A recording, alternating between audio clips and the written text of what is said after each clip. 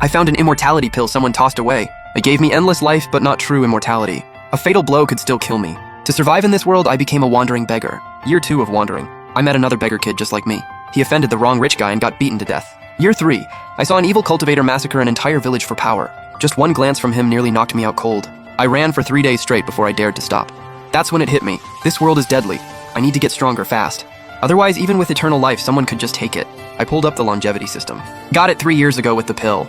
My talent stat? Just one word. None. Cultivation was off the table, so I had no choice but to lay low and survive. I drifted to a village called Zeluo and saw an old blacksmith at work. The moment he struck that hammer, my system lit up. Observe blacksmithing, forging EXP +1. My eyes just lit up. Can't cultivate? Fine, I'll grind life skills instead. The old blacksmith Chen took me in as his apprentice. He said, "Stay with me. When I'm old, you'll take care of me." He looked at me with kind eyes. I kowtowed 3 times right there. From that day on, I was Shenan, the blacksmith of Zeluo. With his guidance, my system went into overdrive. Others forged iron for a living.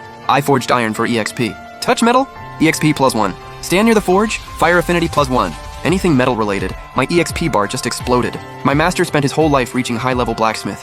I got there in 6 months. I could cut through iron like butter, but I stayed cautious. System said I hit master tier. I still called myself an apprentice. Keep a low profile, always. I stayed in Zeluo taking care of my master. 2 peaceful years passed. I thought I could live quietly forever, but trouble doesn't care what you want. Bandits hit the next village over, even killed the kids. Zeluo formed a militia. The captain was Zhao Dazhuan, but all he had was a rusty cleaver. No way he'd survive. I looked at my aging master and finally made a choice. I don't look for trouble, but I won't let my home get destroyed either. That night I took out my savings. I had no spiritual power, just decades of forging knowledge. I poured everything I knew into one blade. The sword gleamed cold. No spiritual energy, just pure, deadly sharpness. I left it at Zhao's door. No name, no trace. Just wanted to protect my home. When the bandits came, everyone hid in the mountain cave. I helped my master to a corner, pretending to be scared. Less than half an hour later, Zhao stumbled back, covered in wounds, holding my sword. He looked dazed. "They're all dead!" The villagers rushed to ask. His voice shook. "This blade is insane!" I just swung once and the bandit, horse armor and all, got split clean in half. The cut was so smooth, like slicing tofu. I took down a dozen bandits without breaking a sweat. I smirked quietly in the corner.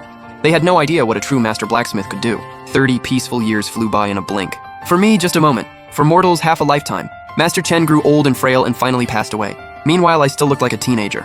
To avoid suspicion, I learned disguise skills from the system. Drew wrinkles, dyed my hair white, pretended to age with everyone else.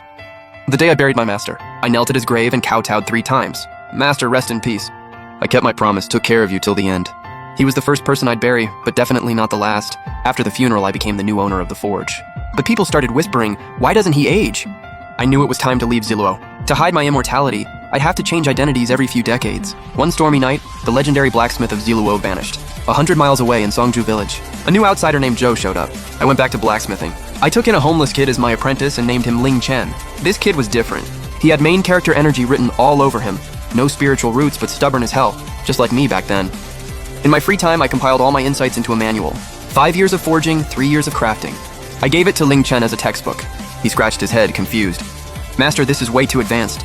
I don't understand any of it." I tapped his forehead lightly. "Can't understand it? Then memorize it first. Keep it in your heart. That's your destiny." The kid was a hard worker. With just a mortal body, he reached master tier. I was ready to retire in peace. But then the longevity system flashed.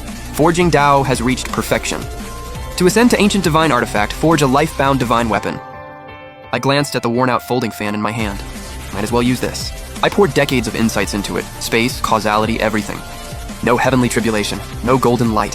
When I struck the final blow, the fan awakened. It floated into the air on its own. Mountains and rivers appeared on its surface. I casually waved it forward. Looked like nothing happened, but I could feel it. The space in front of me was sliced clean through. What I didn't know was, up in the divine realm, chaos had erupted. Several gods in charge of causality were having tea. Suddenly, the river of causality that spanned the divine realm, it just broke. Like an invisible blade had cut it clean in half.